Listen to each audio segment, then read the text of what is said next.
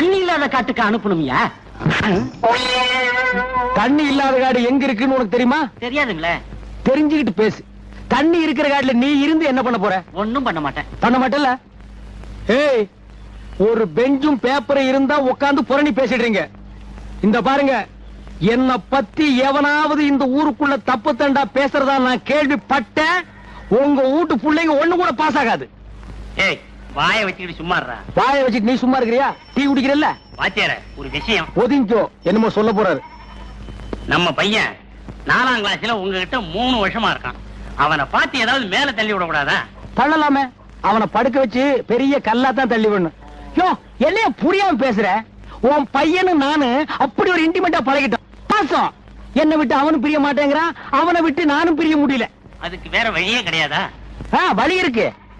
அவனை அதே கிளாஸ்ல விட்டுட்டு நான் வேற கிளாஸுக்கு போகணும். அவன் போவாட்டி